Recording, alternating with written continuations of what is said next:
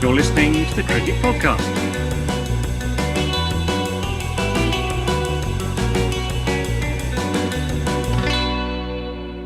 Hello, everyone, and welcome to the Cricket Podcast, where today we're doing a very special. Max, I'm going to call this the Sacked Cast. We're covering. Yeah, it was good. I thought it was good. We're covering the sacking of Chris Silverwood and Ashley Giles as Director of Cricket and First Team England Cricket Coach, respectively. I am Jack Cope. Max, as I semi-introduced you there, you are Max Rowe-Brown. How are you doing? Are you happy people have been sacked? I am. Yeah, it's always fun when people's heads roll, isn't it? Yeah. Yes, the Sacked Cast. That's what we will be doing. Before we get into all of that, though, Max, very quickly, can you give some messages to our listeners? Absolutely. Please do like and subscribe on YouTube. Hit the bell icon to keep up to date with what's going on with All Things Cricket Podcast. Head over to Twitter and Instagram and follow us at the Cricket Pod. And if you want to support us, then head over to Patreon, patreon.com/the Cricket Pod, where very shortly we will be releasing our first Patreon-only episode, if I'm not mistaken, Jack. Yeah, we're going to be up at 10:30 tomorrow morning on a Saturday, which is medium early. Yeah. For considering there's no Ashes on at the moment, medium. It's early if you're going to a 30th birthday party on the Friday night. Yeah, we will be counting down the best male cricketer of 2021 award from, I don't know, I think we had about 30 nominations from people. Not bad. So we'll be going from 30 to number one. I will spoil the first person who got a nomination, Dom Bess. Somebody went rogue there. I won't name any names, Max. But somebody nominated Dom Bess. It should be a pretty fun show. And actually, if you're a patron, you maybe have just long enough to vote in it. If you head over to patreon.com/the Cricket Pod, there's a link there, and you can submit your nominations. Let's get Dom Bess up the charts. Well, maybe let's not. There's a clear winner. There's a really clear winner as well. I think people will be able to guess who that is. It'll be good. Patreon.com/the Cricket Pod. $5 is the minimum entry fee for that. We're on 29. We went down to 28. Now we're back up to 29. Thank you to Sudeep who signed up recently. Very much appreciated. We're also going to go IPL crazy next week. Of course. We've got some IPL shows planned, which will be pretty fun. We might do a live Q&A on YouTube with new graphics, which will be exciting. That's really it's only exciting to me that I don't need to tell the audience. Right, Max, the Sacked Cast, let's kick it off. Can you summarise what's happened? Of course. So, as you may remember, it wasn't very long ago, there was a very disastrous Ashes series down under. And yes, after the disastrous Ashes, Giles and Silverwood have both been sacked in the least surprising development in English cricket this century. Giles took over from Strauss in 2018. And he promoted Chris Silverwood, who was then bowling coach, to head coach in 2019 after Trevor Bayliss left. And things actually started quite well with this partnership. There were test wins over South Africa, Pakistan and Sri Lanka. But then Giles removed Ed Smith as head selector, and in retribution he planted a voodoo curse on England that saw them win just one of their next 14 tests after that. Losing 10 of those, which obviously is not a good record, and it's a sacking record, isn't it? Relegation form. So in the aftermath of the two heads rolling, Strauss is going to step in, back in the role of director for the interim, and he's going to be announcing plans for what happens with the West Indies series in the coming days. But the long and short of it is Giles gone, Silverwood gone, Strauss back. It's like 2017 all over again. Yeah, it is. The glory days. Silverwood had this to say as his closing remarks on the England job. The last 2 years have been very demanding. But I have really enjoyed my time with the team, working with Rooty and Morgs. And I'm very proud of this group considering the challenges. I leave with fond memories. I'm now looking forward to spending some quality time at home with my family and embracing the next chapter. So goodbye to Silverwood. Max, I think the first question is, do you agree with the sacking of Chris Silverwood and Ashley Giles? Bearing in mind, as Silverwood alludes to there, the circumstances under which they've been asked to work in the last 18, 24 months? Yes, is the short answer. And the long answer is Obviously, to start with, I do have a lot of sympathy for Chris Silverwood in particular, given the circumstances, as you mentioned, the pandemic, the bubble life, that kind of thing. It's not the circumstances under which you would have wanted to be England's head coach, especially with all of the extra responsibilities that were placed on him. But ultimately, there are just some things that can't really be ignored when it comes down to it. I mean, one of those being the insistence that he would have picked the same team for the first two Ashes tests. I mean, literally everyone thought that was insane. It was a case of like, well, your rule, every single other person in the world is wrong and I'm right.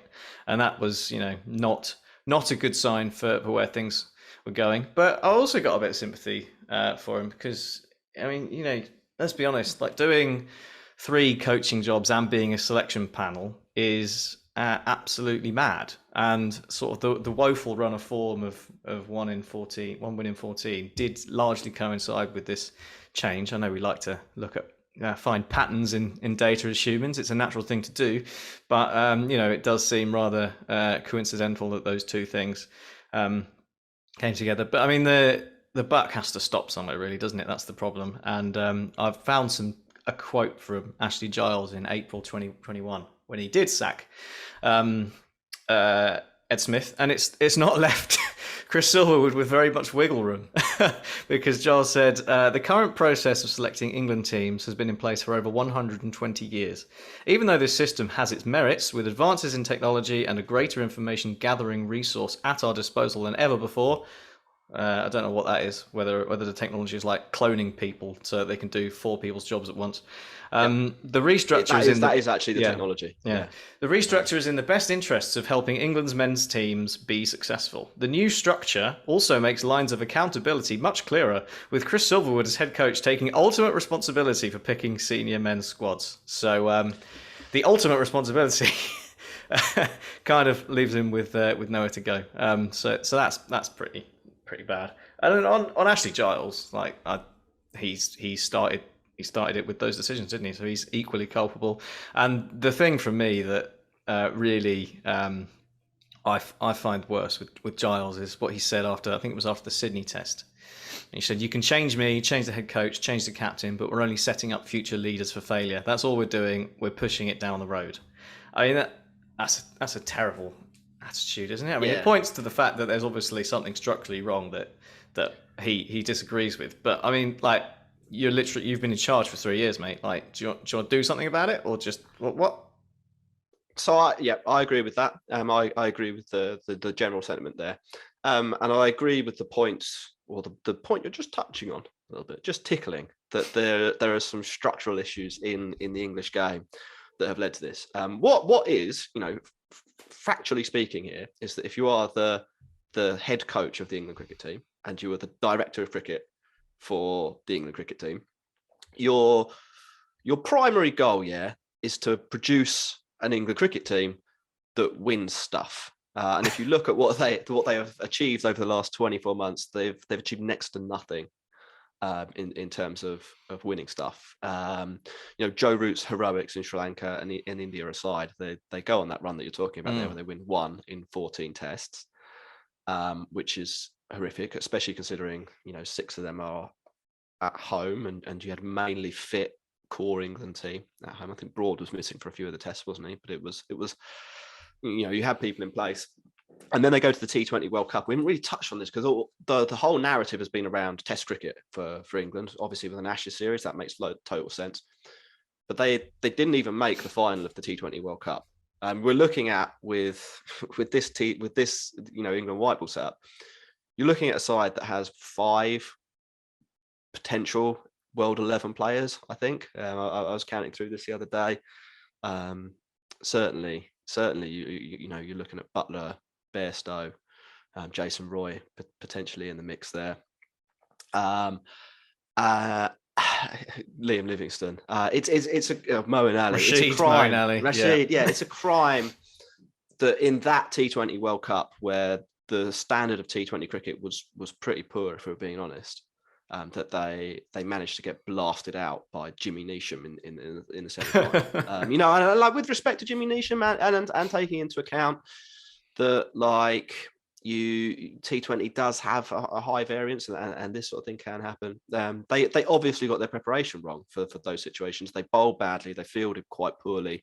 I mean, there were a couple of injuries, I suppose, that you would point to. Yeah, as well. there were, but there wasn't an awful lot of, there wasn't much of a backup plan, and they've lost that game from a position of huge strength on a wicket where that should never really have been possible. So white ball, red ball, the last 12, 24 months have been, you would have to say, a pretty dismal failure. And if you are, as I said, in that results business, which is a terrible phrase, but is the reality of the situation in which they did exist, then the chicken does come home to roost. And the chicken in this situation, Max, is you being sacked.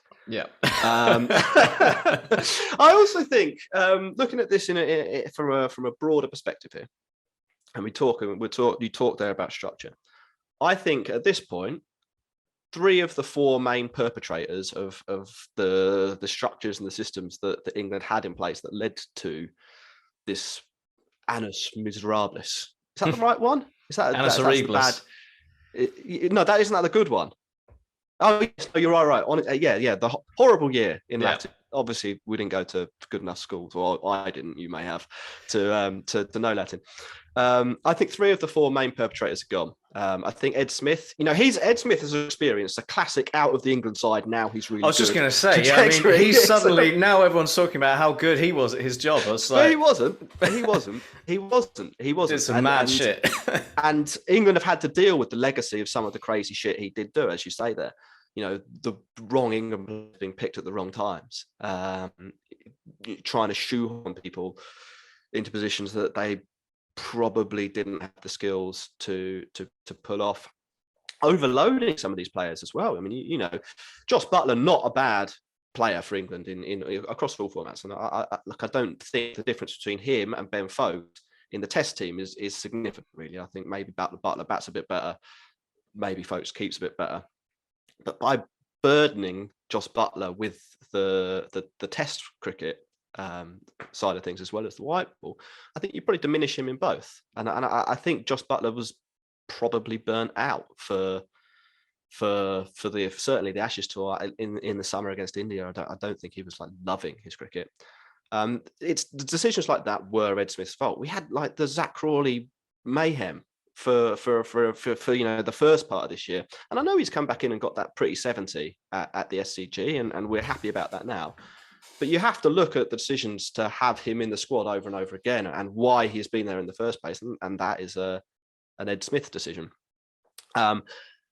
So I think he was perpetrator number 1, and I think he was right to be sacked, to be honest. I think that's probably one of the good decisions Ashley Giles made. Then we have to look at what Ashley Giles does after that, and that is to basically put in place a structure that is very familiar to people who follow football. You have your director of football, or your director of cricket, and you have your first team coach, your manager in football. And the idea there is that the director of football and the first team coach, they work together to decide what type of play you want, what backroom staff that you want to support the first team.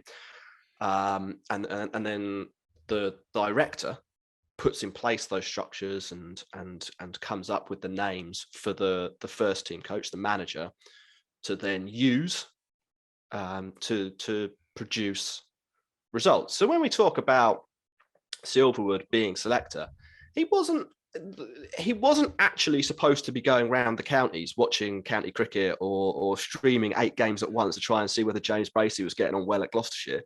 The idea was that Ashley Giles would put in place the structures so that he could put 3 names in front of Silverwood and say, what do you want, Chris? I want a fast bowler. Well, here is your 1, 2, 3 options, and here are the strengths and benefits, and here are some people. Here's a scout and a data analyst that can tell you about the relative strengths and weaknesses of each. And then Silverwood, as the person who is close to Joe Root, who is close to the conditions on the day, can make that call between those players. Now, Giles didn't put that structure in place. I think that's fair to say. Okay, that sounds fine. That sounds like it makes sense.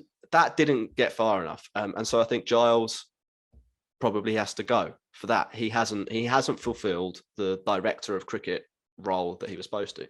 Then we get to Silverwood, and I think there's some mitigation around Silverwood. And you've touched on that, so I'm not going to go over it again. But the fact is here that he has not prepared the players well for the matches that they have to play. We talk about conditions, and you mentioned not picking he wouldn't have picked a different team. It's like your job on the day is to put the best 11 out there, give them the best plans, give them the best guidance, make sure everyone's in the right headspace to perform. And that clearly didn't happen. Now, I'm not saying that job was easy. They were living in this bubble. Everybody that's been in it has hated playing cricket in that situation. But he didn't do a good job, and other teams did. India beat 1-2-1 in England. New Zealand won 1-0 in England. They weren't out on the Raz every night enjoying themselves and living a great lifestyle. They were living in hotels as well. It was a level playing field. Same for the Aussies down under. So he has to go. And then there's the last man is Tom Harrison, who is the only remaining figure. Teflon Tom. Yes, Teflon Tom. Who has overseen the structure being put in place. Trials had a huge payoff for the 100, we think. £2 million apparently gone into his pocket. And he remains spouting corporate bullshit about moving on and steering the ship. And I think, to be honest, he's very lucky to be in that position. So that 3 of the 4 perpetrators gone, and I think rightly gone. Where do you want to go next, Max? Or do you have any further commentary on the legacy of those 3, or do you want to say anything about Tom Harrison? Yeah, I think Tom Harrison needs a bit more of a deep dive. I mean, because it's just like, what's he there for now? He's just like a stuffed shirt, isn't he? Well, I mean, why are you here, Tom? Yeah, well, that is it, isn't it? I mean, he couldn't even prepare properly for a DCMS hearing into one of the most serious things that's happened in English cricket in the last 10 years. That has been going on. Like the ECB let Yorkshire conduct their own investigation into something they'd done wrong. That was apparently fine. He couldn't give any serious answers in that hearing. It was almost embarrassing, really, to watch him try and talk his way out of it with like corporate nonsense and nothing words. And it's the Teflon Tom, I think, is the perfect way of describing it. And it's just really quite galling. And I don't know if is it the 100? Is he still like living off the 100 not being a complete disaster? Is that what it is? You set yourself up for something that everybody hates, and it turns out not to be that bad. I think there's a bit of a power vacuum there, and I think it's probably an institution that isn't really fit for purpose, the ECB now. I think it was a good idea. Well, it's not actually that old, is it, the ECB? It's a child of the 90s. I think it's younger than us, the ECB as an entity. Because obviously it was the MCC that used to sort of effectively organise English cricket. Famously, they had that vote, didn't they, on the future of David Gower back in 1991 before he quit, or before he retired, rather. So there's a vacuum of leadership here in terms of Tom Harrison himself being completely unable to provide any guidance or to steer the ship, but also the board and the chair. I don't actually know if there is a chair in place at the moment, who are ultimately sort of responsible for Tom Harrison. I don't know. Look, I know, and I've told you about this. I know somebody who has been interviewed for a position at the ECB. The bloke does not know the rules of cricket. They're purely interested in him because of his professional career, and it is business acumen. It is an impressive professional career, right? But there are lots of other people with the same title as him in the same industry who I'm sure love cricket and could do the job with the same professional acumen. I think it has to be a prerequisite, doesn't it? Like in cricket, to know the rules, to sort of be in charge of cricket. It's like not even an exposure to the sort of cultures of the games or the news of the time. And he's completely disassociated from the news cycles. When he was preparing for the interview, I had some calls with him where we had to go through. This would have been back in, well, it would have been about 2 months ago. So it would have been around the time that we had those DCMS hearings, and we were going through what people had said and why they said it, and why it was a problem, and how there are issues with Asian representation in English cricket. I'm completely unaware. Now that's the board that exists. They're the people responsible for Tom Harrison. You can see how that partnership is. It facilitates Tom Harrison. But anyway, he's there. I think he should probably go as well. But I don't know. Has he got his £2 million check yet? Maybe he's waiting for that. Maybe. We need to stick him in the dishwasher a few times so the coating rubs off, and then we'll be all right. In the sack summary, you talked about Andrew Strauss, who has taken over as interim director of cricket. It is a role that he had in the past. Yeah. He is expected to appoint a caretaker coach in the near future. The three names that have been mooted are Paul Collingwood, Richard Dawson, who's the current under-19s England coach. They're obviously in the final of the under-19s World Cup, so he's, I imagine, flavour of the month. That's a recency bias, big bash IPL auction pick, isn't it? And Alex Stewart, who is well known in English cricket. Is he the director of cricket at Surrey or something like that at the moment? Yeah. So he has some acumen in there, which presumably takes England through the West Indies tour. And then after that tour, there's a nice little break before the summer tests. Obviously, you have the IPL where you could actually get your house in order a little bit going into what will be the New Zealand series, I think, in June, won't it? Yes. We don't really know what will happen. The odds for permanent coach, do you want me to just read out the top 5 or 6 here? Yeah. Alex Stewart, Gary Kirsten, Paul Collingwood, Justin Langer, Jason Gillespie, Podding, Trott, Flower, Mickey Arthur, and Anthony McGrath, if you want to go all the way down the list. Right. Is there anyone that you want on out of those 10? I think Gary Kirsten would be a pretty reasonable bet, wouldn't he? He's got bags of experience as a coach. He has said in the past that he wanted it, but only if England had keep sort of the red and the white ball separate, and I can't see us going down any other route than that.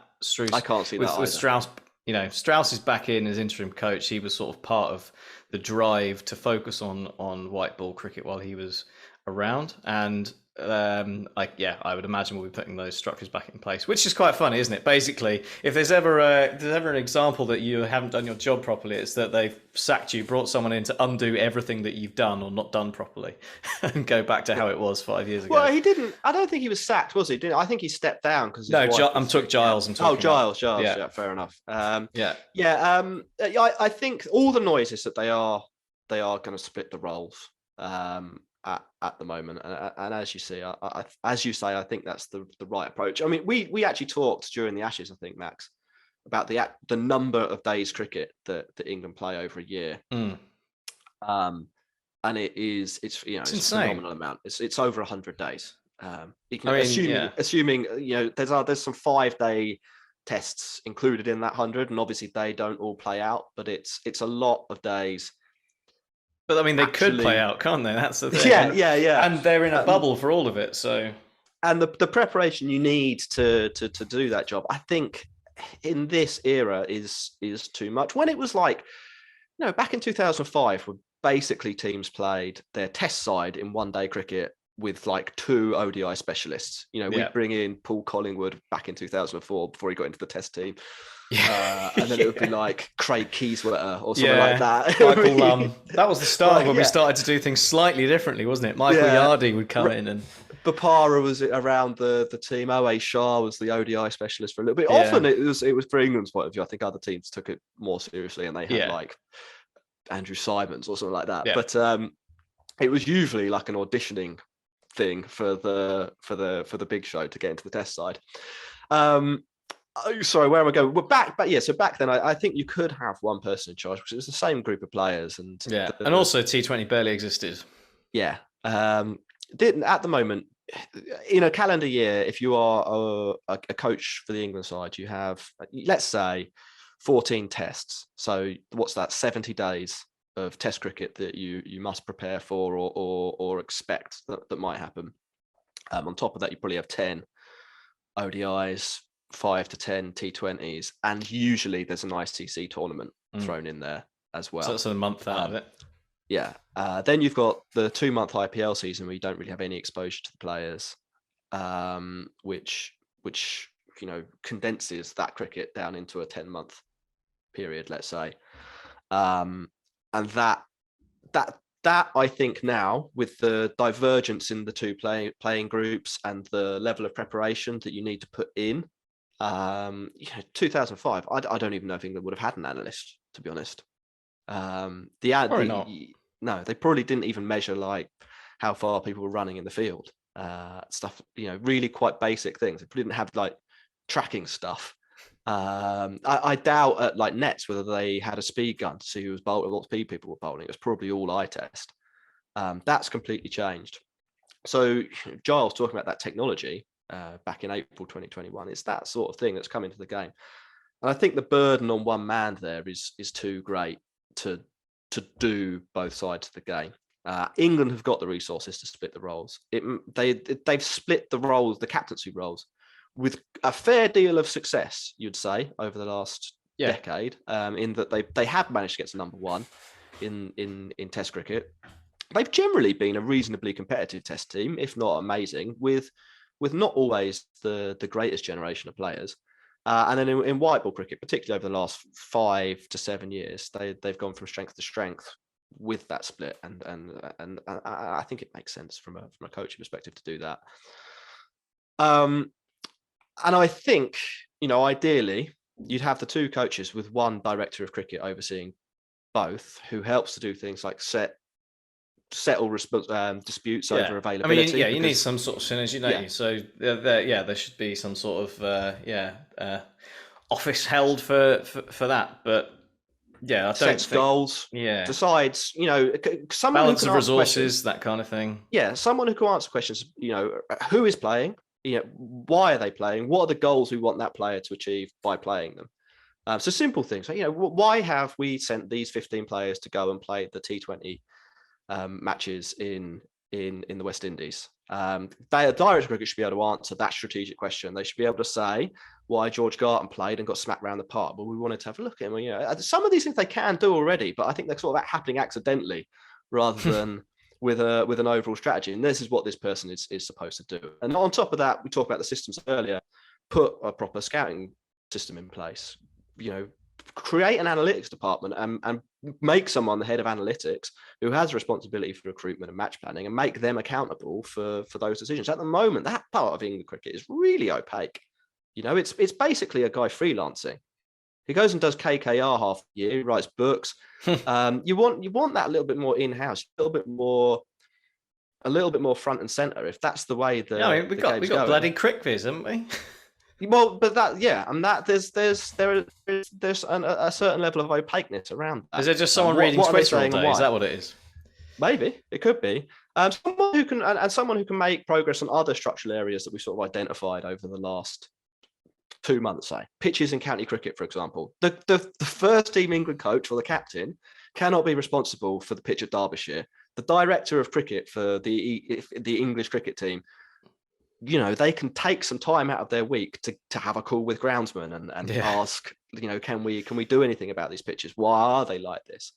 That's their job. They should be in place to do that. And then also provide a little bit of clarity about what England are actually trying to achieve in both formats and how they want to play. We've got that for white ball cricket, but I think that's sort of by accident because Owen Morgan exists. I don't think we have that for Test cricket. Joe Root isn't going to provide that. You need some support around Joe Root to say this is what the England team is and why it is. So that's where I'd go if I were launched. Would you add anything? It's a good manifesto. I like it. I'm on board. We had some questions from Twitter. Do you want to answer some questions from Twitter? Yeah, absolutely. I just have to get it up. Hold on. Bear with me, Max. We had maybe up to 7 questions. That's quite a lot of questions. Wow.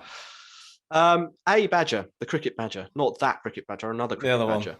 Which job are you going for? Which job would you take, Max? That's a good question. Oh, yeah, that's a good one. It would have to be something. It'd have to be an analyst job, wouldn't it? That's what I'd want. I'd take director of cricket. I'd get you. You could be director of cricket, and you can create an analyst job, and I'll do that.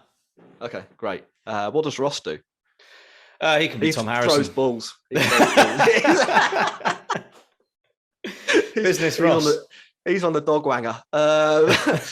Paul Griffiths asked, obvious one, I'm sure it'll be covered. Who will replace the three missing amigos? Chairman, director, and head coach.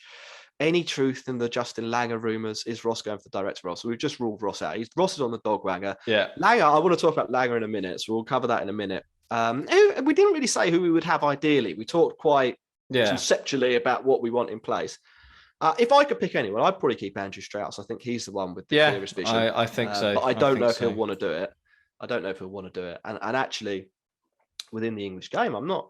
Someone like Mike Atherton would probably be pretty good at that job. If you could have anyone, Mike Atherton, Andrew Strauss. Someone who's basically been watching and talking about it for a long time. And head coach is critiques. Head coach, who would you take there? I like the idea of Kirsten a little bit. I like the idea of Kirsten. I think Nicky Arthur would be a really good fit, but obviously he's just taken over at Derbyshire, so it's unlikely. But I think he'd be a really, really strong option. But seems unlikely. But I think Gary Kirsten would be. We didn't really talk about any of those options, did we? I think you can rule out Gillespie because he's settled in South Australia. I think you can probably rule out Mickey Arthur because he's just signed a long-term contract in Derby. I don't think they'll bring back Andy Flower. No. Justin Langer seems like a bit much, They're going to be playing cricket. Bit of a turn, isn't it? It's a bit of a... They're going to be playing cricket in bubbles a lot in the near future. And you don't want to be in a bubble with Justin Langer. I wouldn't be surprised, though, if they end up going either Alex Stewart or Paul Collingwood. And I think promoting from inside would be a really bad move. You wouldn't take Collie? No. I wouldn't mind Collingwood as like ODI guy. Yeah, I mean that could work. Yeah, I mean the problem. Team. Yeah, my concern. I suppose you don't consider there'd be two, don't you? Yeah, they will be split the roles in the past. Maybe you do want one person who's still been around to sort of kind of help the integration of someone new. But from my point of view, it feels like promoting for someone from the inside. Maybe you retire. It just continues the groupthink. That's the problem. We've been stuck with groupthink for the last 3 years of a closed shop. So here's the thing: in white ball cricket, I don't know if that's such a huge problem. You probably need somebody to challenge Morgan a little bit on some of the ideas and maybe sort out the death bowling.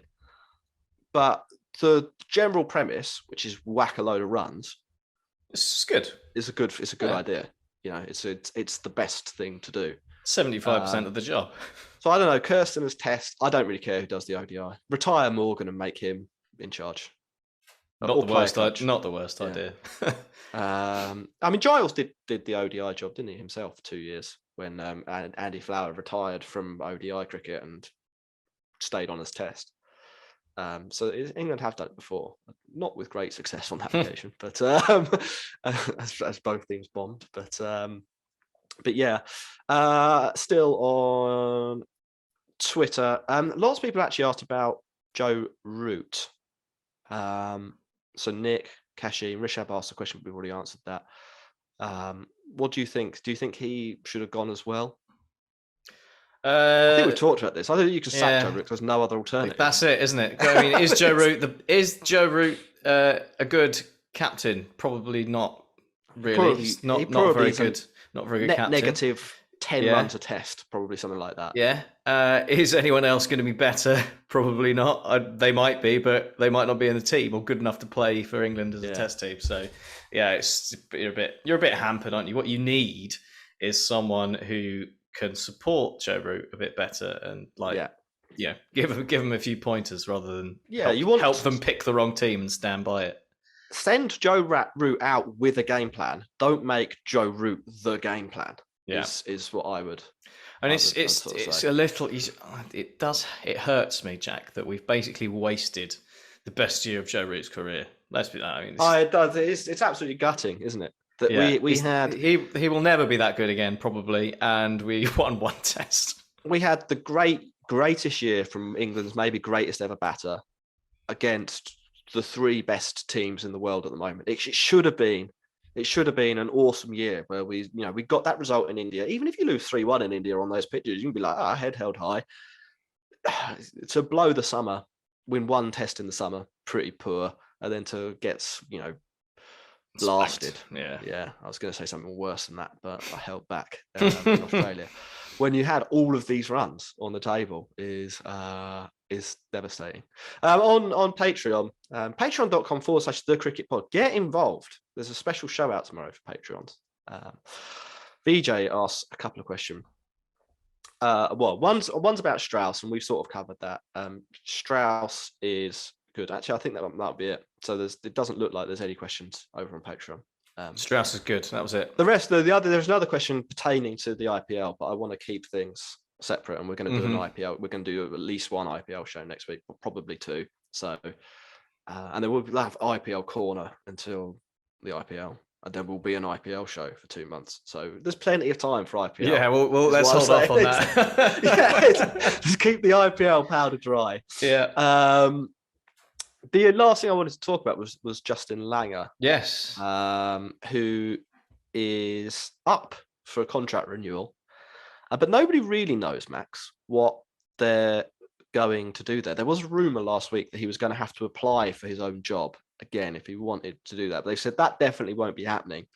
But they're still not really clear on whether they keep him or not. Before I go into sort of the detail of what we know, would you keep Langer? You sacked everyone in the England team. Would you keep Langer? I to be honest, I think I'd have to. What I'd do on Justin Langer is a 360-degree review, and take it from there, because I think the rolling 1-year contracts. Yeah, well, there was the issue, wasn't there, that they lost at home to India. That wasn't great for them, given that India, wonderful performance from them. But let's be honest, you're at home against what's mostly an India B team, and you've lost. That's pretty bad.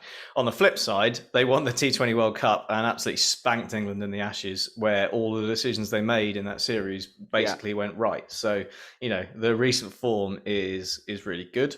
The only concern I'd have, and sort of as someone in charge of Australian cricket, is whether having Justin Langer in charge is sustainable, because obviously you've heard, there's the odd story comes out of him going a bit mad, making people walk around the outfield in bare feet, kicking bins, and being intense. So making them watch the whole of Ben Stokes' innings the day after they had to leave Ben Stokes' innings. That's quite, and then pointing out the flaws in what they were doing whilst it was happening. I